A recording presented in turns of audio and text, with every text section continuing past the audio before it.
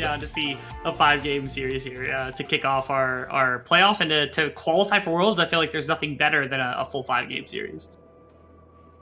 And that's the big thing. This game is not just qualifying you for the VCS Grand Finals. This will guarantee you to being one of the top 2 teams from the VCS, which means that you will be going into Worlds, and the Grand Finals will determine whether you're heading straight into the main stage or whether you're heading into play-ins. And let me establish this as well, because these 2 teams are playing for an even bigger prize that they don't even know about yet, which is that Worlds is in NA, which means that I will be there to watch and support them if they qualify. So they will get to meet Rebel Fox, their biggest fan in the entire world, when they come to America, which is kind of cool. Drakthar's not playing, though. Yeah, okay, yeah. We love Drakthar, right? The Drakthar fan club is still thriving as of this day, but that doesn't mean that I can't super fan over the other VCS teams who show up just in time. Of course, I'm sure you will be cheering louder than any other fan in the audience when Vietnam inevitably beat G2 somehow or other. However, we are heading into game. We are into the laning phase. Both junglers starting on their respective bottom sides of the map. And the big thing that I want to bring up right now is the fact that we're seeing Harsman moving back to one of these aggressive, more skirmishing top laners in the form of the Aatrox. Yeah, we know him to be a very big Aatrox player. And so since it's in the meta, I think the Aatrox makes all too much sense for Harsman to just pick up as constantly as possible. Now, he got dropped really low right there. Kiaya was ready to put him in the dirt. As level 2 got hit by Kiaya really quickly, as we got to see the bottom lane fight turn off really well.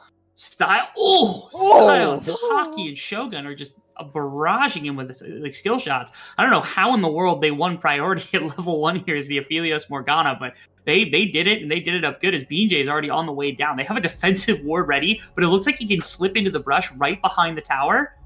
There's potential this works. No, he's been spotted. No, he's going to get spotted. Tragic. Could they get the kill anyway? This is a big wave that's coming under the tower. Style has already used the heal.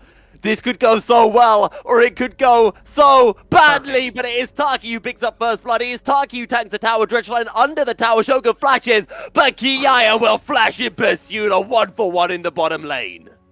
That was insane. We get a chance to kind of see things all together. I want to show off a little bit of something, because that right there was about as close as you could have gotten as Kiaya. But the fact that Kiaya won topside was actually the big decider right here, because this was just a pure one play from the side of Saigon Buffalo. But that early game aggression from Kiaya, taking advantage of the Counter-Strike at level 1 to punish the Jax, means that he's free to TP down here because a back had been taken by Hausman. Is Levi back on this, not going to find any sort of aggression into BJ, instead just going to walk away. And this does mean that Harsman's been able to get a little bit of a freeze. He's going to be able to crash a wave under the tower, presumably. Now, explain something to me, Rebel. Yeah. Kiaya teleported to the bottom lane. Yep. How is Harsmed having less CS than Kiaya? Again, it's he got bullied off the first couple of waves. Kiaya decided to use... Yeah, he decided to use the Counter-Strike at level 1, which is, again, Jax at level 1 is an insanely powerful duelist when it comes to just level 1 champions. Like, you're hard-pressed to find another champion who wins top lane skirmishes the way Jax does with Counter-Strike, because that ability's busted. You can put the copy pasta in, nobody cares. And Hausman, because he suffered and lost too much health, he almost got dove at level 2 by Kiaya, because he had the leap strike available as well.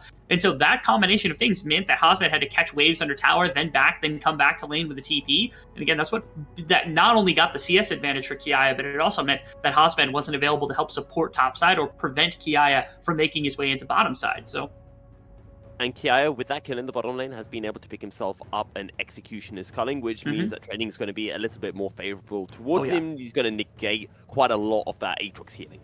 Yeah, and I wonder if it's a Bramble angle from Hausman. He knows just how powerful that the Jax can be at the beginning of the game. Has a bit of healing to work with, not all that much, but he needs something to be able to reflect some damage, put some armor on his body to make sure that the Jax isn't just going to bully him, as it appears as though we've split maps right now. I mean, you can see, yes, there's currently a 17 CS advantage in the top lane with the 1 kill, but that is kind of echoed in the bottom side. 13 CS lead for Shogun, and Taki's got a kill on the bottom side of the map, which means that they are also readily available for this, as BJ is going to slip his way over the wall, has support of Taki as well, just wants to take all of these Krugs away, punish Levi a little bit more, and continue to put pressure onto the bottom side. BJ just doesn't care. The Black Shield has been used. Good Dark Binding and lands on 2 Style. BJ looking for more. He's going to chunk the Style down very low. And there is a big mini wave that's going to be crashing in for Shogun. Is this dive number 2? Levi is on his way as well. How low can they take the GAM ADC? Style flashes away. BJ under tower. Picks up the kill. Flashes over the wall. Marky flashes as well. Can Levi follow up? I don't think so. And for Saigon Buffalo, just another kill going their way. And in just an absurd play as well, because not only, again, do they get this kill underneath the tower where they're just like proxying with BJ and Taki, but the fact that the kill goes to Shogun and they deny basically 2 waves, nearly 3 waves at this point. Oh my goodness, Levi, he's just trying to salvage what he can out of this bottom lane, but they are really punishing. Look at that, the 25 CS lead, that'll be minimized a little bit. I think it'll end up being somewhere in the case of like 20 minions, but still, this bottom lane is just so disgusting. Saigon Buffalo know where their win con is, and they're playing to it heavy this game. And this is what we saw from them in game 1 as well, just that they couldn't replay to it hard enough, as here's a replay of how they got the kill onto Style.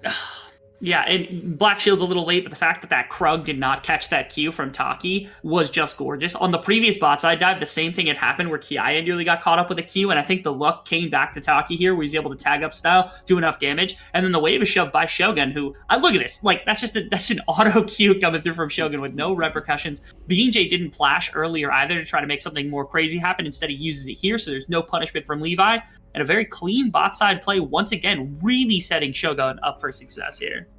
Meanwhile, in the top lane, Husband has been able to equalize the CS somewhat. Kiai, though, still does have a slight item advantage, having the executioners and a Sheen as well. He's going to have so much short trading power against the Aatrox. Yes, but the alternative now is that, again, that lead has been shrunk to at least a couple of minions here or there. Husband's a very talented Aatrox player, so it's unlikely he gets the beat on him again unless he's really extended in the lane. And Levi just hasn't had the same pressure either. Haven't seen him go to top side. And you have to be careful, because if you start going top lane to punish for the Jax, get the Jax going a little bit harder, the Ophelia starts to really be able to kind of avalanche into something bigger on the bottom side of the map. And so you have this fear of, like, if you're too far away from bottom lane, you end up losing dragons, you end up losing the ADC battle much worse than you are now. But otherwise, you're not pushing the one advantage you've got on the map with Kiaya at the moment. There's also been a bit of a trend as well this series that I brought up in Game 3, and I'm going to bring it up again now, which is the fact that in every single game, we have seen a player playing a champion for the first time this split. This time it is Taki playing the Morgana, which takes his total unique champions up 19? to 19. Yes, which is now 1 higher than Akati, and it means that I believe Taki has played more unique champions than anyone else this split. Yes, and that is a metric that we care about very, very rapidly here at the VCS, especially when it comes to drafting. So Froggy found his way to bottom side. He's now going to play the role of BJ. Spotted out by a ward, Kati is looking to follow, all the while BJ picking up the first Drake of the game, and Froggy will just say, look, I've dragged Kati over to the bottom lane, I'm just going to justice punch away, we're getting an objective, that's all we need. Yeah, that's about as gorgeous a play as you could ever want, right? You lost nothing in mid lane. It looked like Levi was maybe going to touch things, but then Cotty called him off just to say, hey, you can't have it. You missed the cannon as well. That rocket nearly got it. But the important bit is that, like you said, Froggy pulled the attention of Cotty to bottom lane out of fear that a dive was coming in, but all it really did was set up for Dragon, which is a huge boon to this team. Levi has grabbed up Rift Herald. That is going to be a gold advantage that you can put somewhere on the map. Maybe this is the point where you can toss Rift Herald top lane, try to break out Kiaya. But outside of that, I mean, so far, it's been a swimmingly effective game plan from Saigon to start with. You're diving on bot side. You got this Galio to be able to duel with when the game comes into the middle. Like, you got this Wukong Galio to deliver it into very threatening positions. And again, Shogun is doing great in this game. The only big threat that I foresee in the future, especially since Style is down so far, is just going to be rockets from Kotty. I think that's a terrifying prospect, is in the mid lane.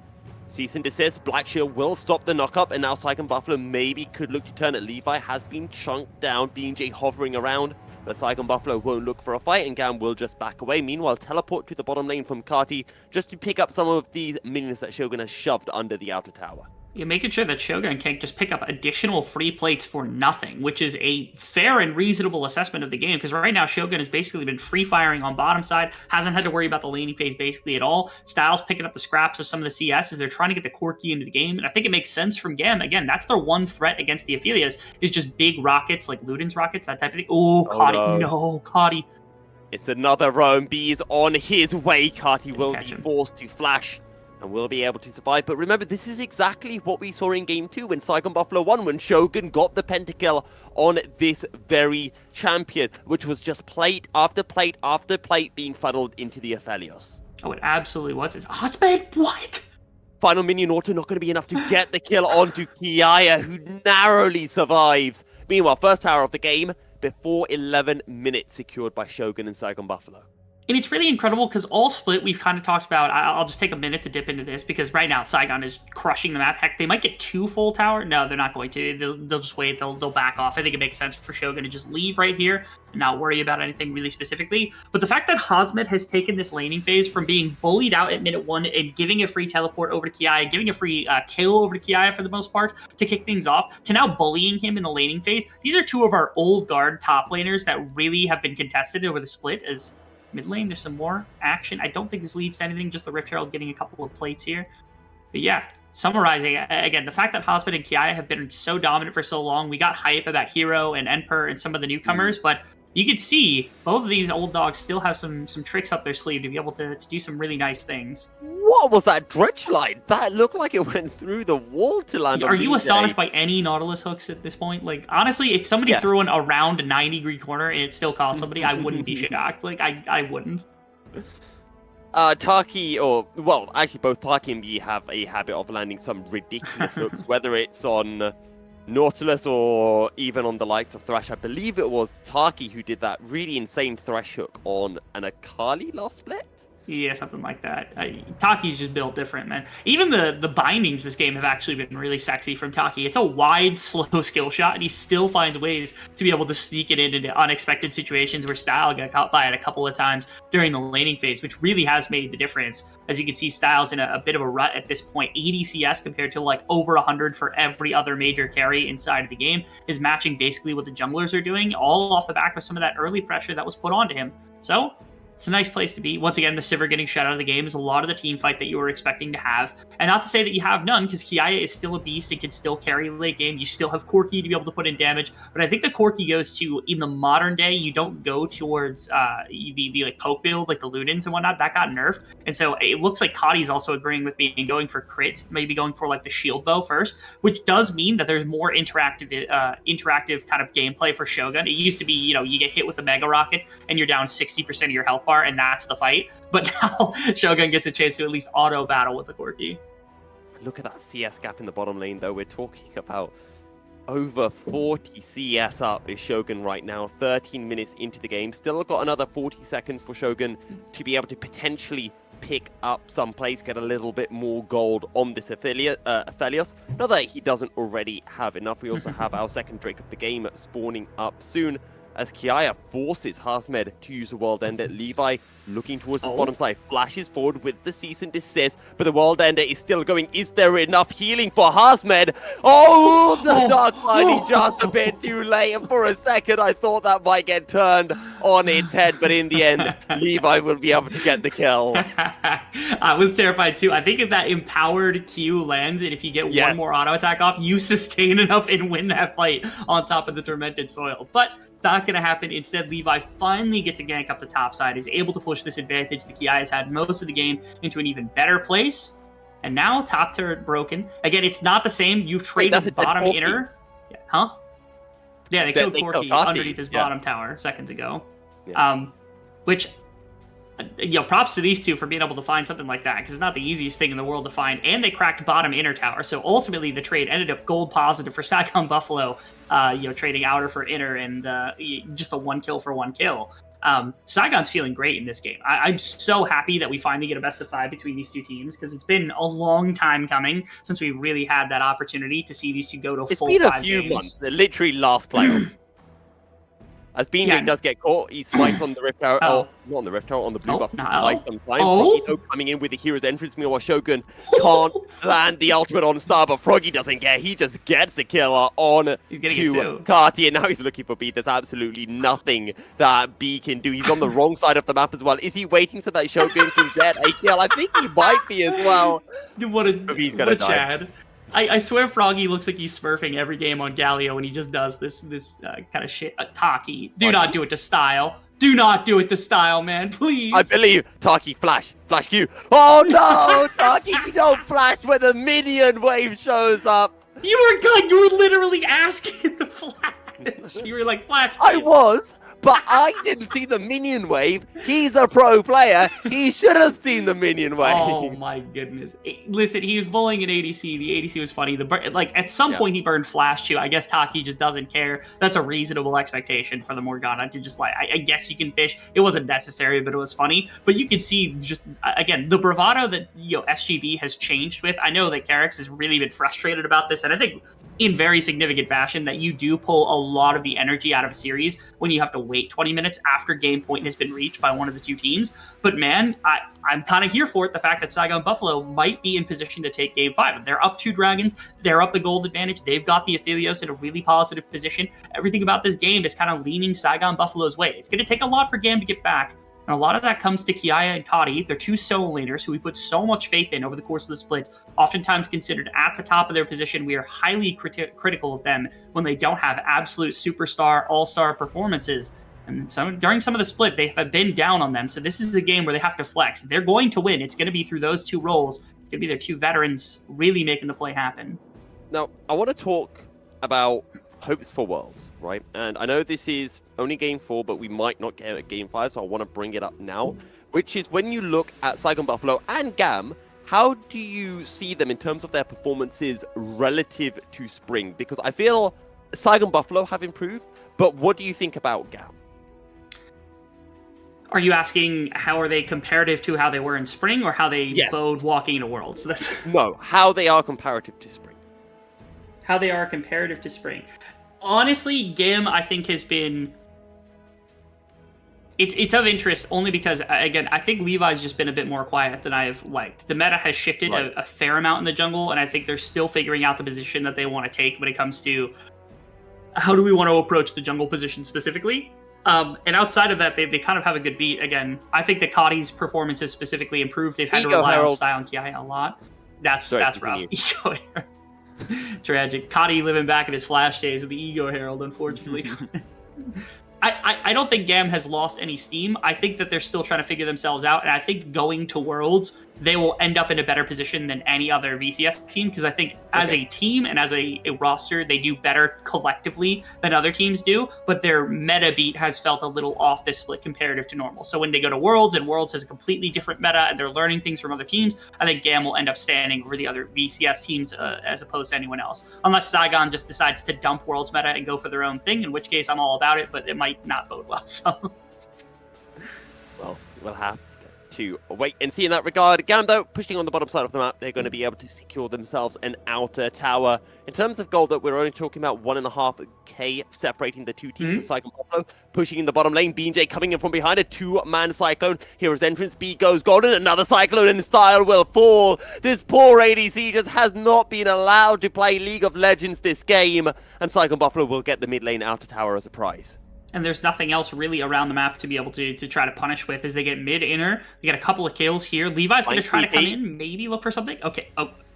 The focus from Saigon Buffalo is just instantly onto Levi before Kiai can even show up. Kiai, though, goes on to Taki, goes golden to buy some time. They can't keep the Morgana alive. A taunt comes through the counter-strike from Kiai on top of Shogun. Shogun Gale forces away, able to sidestep the missile barrage, flashing away, gets a kill. How is Kiai still alive? This is not legal from the Jax, and Kiai is taking this game on his own to try to get GAM through it, but he can't bring in enough damage. It's a triple kill for Shogun, and it's 5 for 3 for Saigon Buffalo.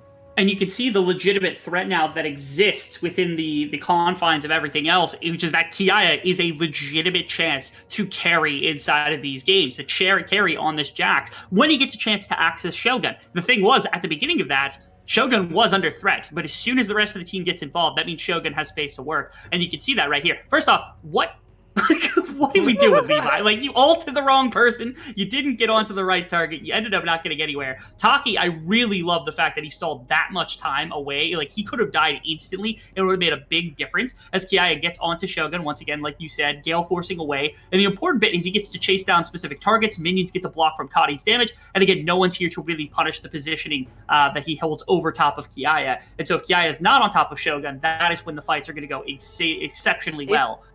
Yeah.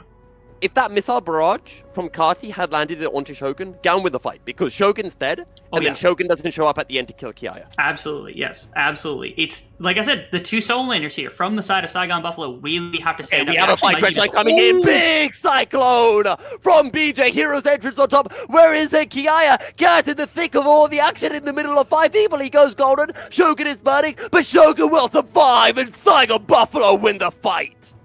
That was an insane engagement. The fact that it lasted as long as it did is just miraculous, and referring to GAM solo laners being able to stand far back, being as powerful as they are, but that might be the nail in the coffin right now for this team, because they're going to be able to pick up Baron almost certainly. There's no chance Kadi's going to be able to chase them off, and as long as Hosmed doesn't die, and as long as they don't give up anything to Kadi here, might just be a dragon traded over for a Baron buff, but they might be willing to take that trade. They're more than comfortable with the amount of peeling power they have to set up their big team fight. They've won it multiple times in a row now, and this is going to be it. This is going to be the point where Saigon Buffalo feels strongest in a game. If they can deny Dragon as well, that would just be a huge, that would be the defeat almost certainly for GAM right then and right there. They're beelining to it at the moment, and I wonder, it doesn't look like deployments are coming out from Saigon Buffalo to just opt to fight immediately at the Baron buff, or at the Dragon.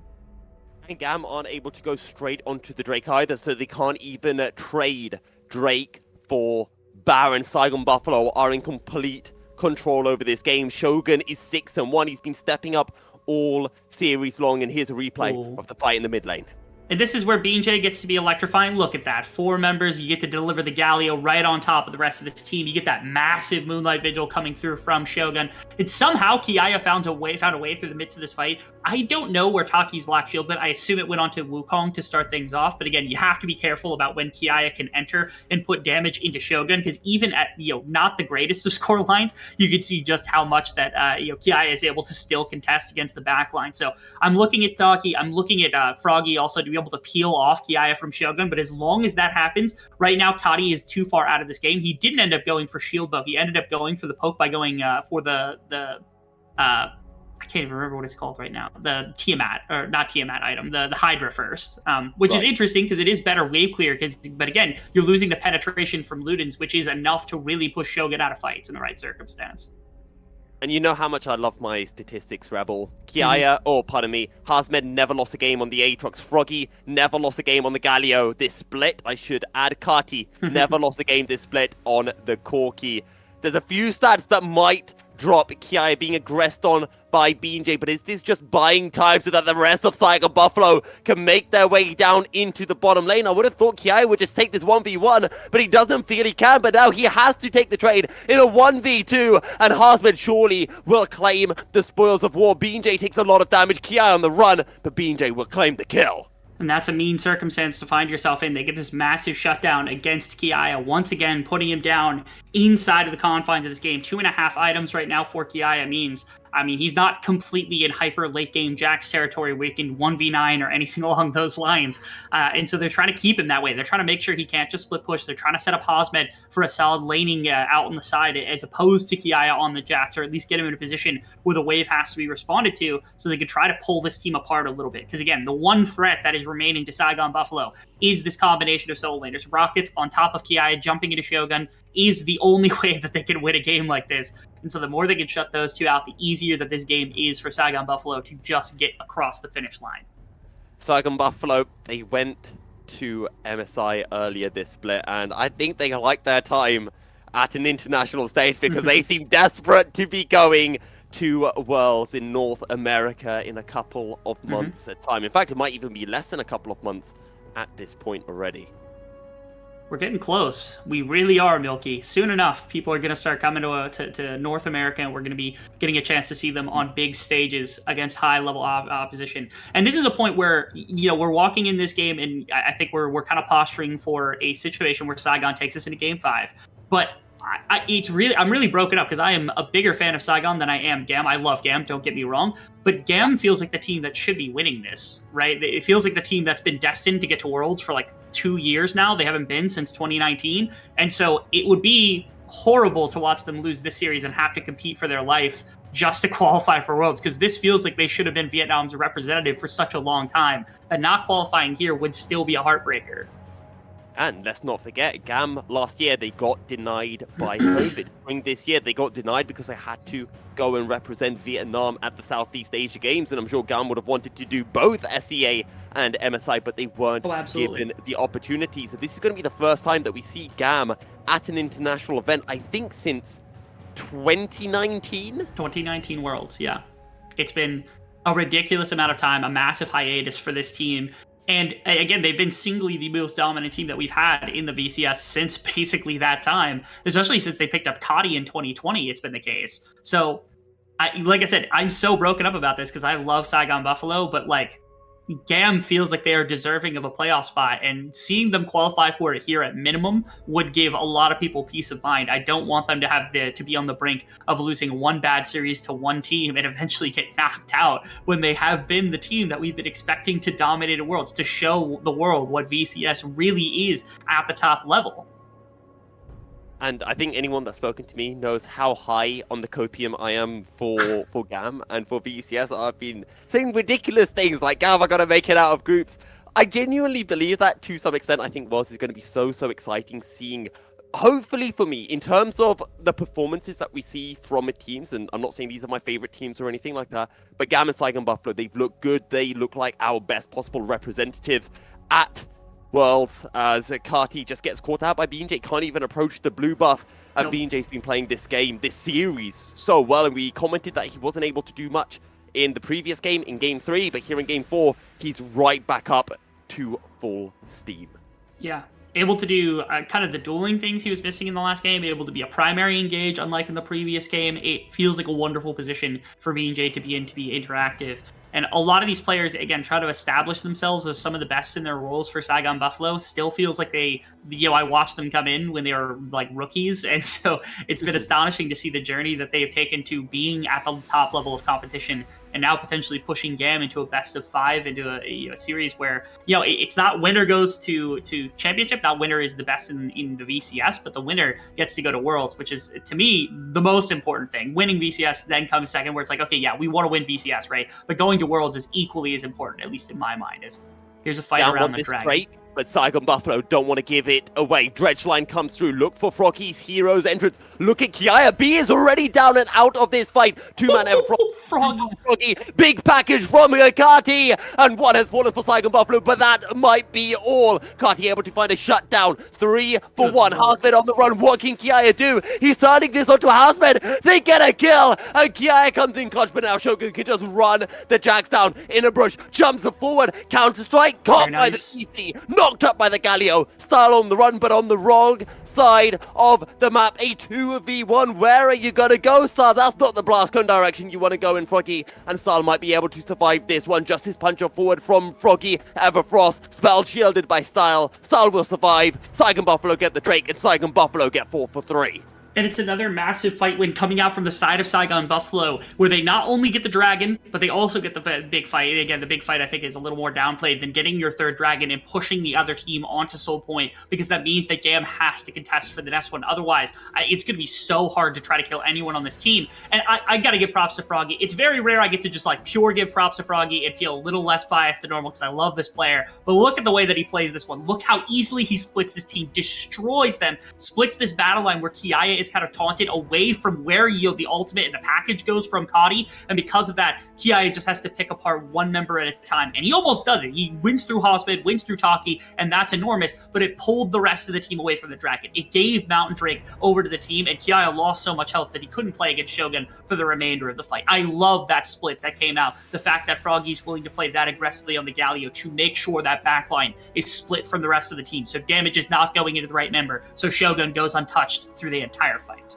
This might be an 8k goal lead, but I do not want to deceive any of our viewers. This still feels like a close game. This still feels like Kiaya has the chance to be able to find that miracle play, to be able to turn this game on its head. Your spring split MVP, we've been critical of his performances in summer, but he is stepping back up in this playoff series. Levi being forced away from the Baron by Hazmed as the Baron gets secured by the rest of Saigon Buffalo, and Levi is left on his own, taking blast guns, trying to run away from Hazmed. All the while, Rebel, Kiaya pushing in the bottom lane, looking for an inner tower. What is happening? Okay, so Levi just dies. There's not really anywhere for him to go. I think he could have tried to cross into bottom side. I know he probably would have ran smack into Froggy, but at minimum, Kiaya might have hooked up with him, and they could have done something there. But the more time they pull off the board for them to use with this Baron buff, the better. And so I would have liked to see Levi just continue the chase. The only deficit to it is if Shogun was stepping into mid lane, which I think he was at the time, Levi wasting time also wastes the time of Levi, where he can't respawn and be here for the defense of the base, just in case Shogun does push pretty far as BJ. Saigon Buffalo are not going to take things slow and steady. They're going to push through in the mid lane. A second Cyclone onto Kiaya, forced away. Hero's entrance there comes through. Shogun won't land the Moonlight Vigil. The focus from Buffalo is onto the inhibitor, but Hazmed is stepping forward. They land the taunt onto Kiaya. Justice punch forward, and the Jaxes are dead. And Saigon Buffalo are going to keep on powering ahead. 3 kills, baby. The inhibit, the Nexus towers are down, and Saigon Buffalo, for the first time, take GAM to game 5. Oh,